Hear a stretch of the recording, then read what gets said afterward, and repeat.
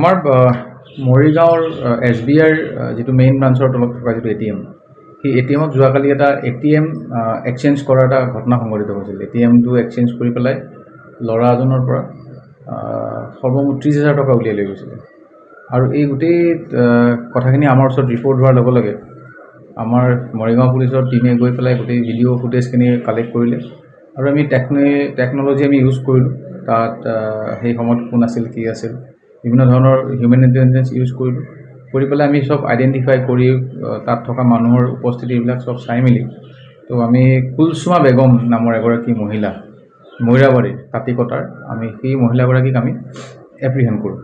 আৰু মহিলাগৰাকীক এপ্ৰিহেণ্ড কৰাৰ পিছত তেওঁৰ হাতৰ পৰা আমি 24খন ATM কাৰ্ড, বিভিন্ন মানুহৰ 24খন ATM কাৰ্ড পালোঁ।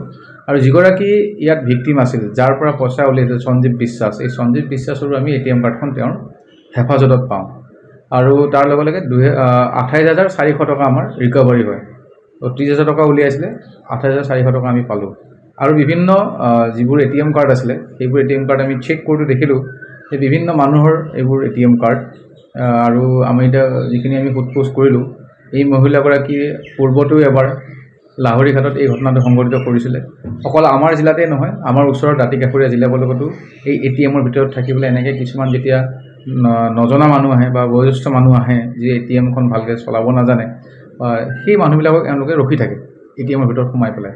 নিজে অলপ জনা পেলাই দেখা লয়, এক্সপাৰ্ট টাইপ দেখুৱাই পেলাই পটককৈ থাউকতে ATMখন চেঞ্জ কৰি পেলাই পইচাটো উলিয়াই লৈ লয়। এই ঘটনাটো মৰিগাঁৱত আজি কেইবাদিনো ধৰি এনেকুৱা মানে ঘটনা চলি থকা বুলি আমি এতিয়া খবৰ পাই আছোঁ।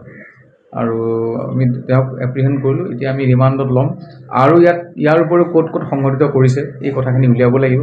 আৰু যিমানবোৰ আমি ATM কাৰ্ড ইয়াত পালোঁ, সেই মানুহবিলাককো মাতিম আমি, তেওঁলোকৰ কেতিয়া ATM ক'ৰ পৰা নাইকিয়া হৈছিল, কেনেকৈ ATMখিনি হেৰালে, সেইখিনি তথ্য আমি সংগ্ৰহ কৰাৰ কাৰণে চেষ্টা কৰি আছোঁ।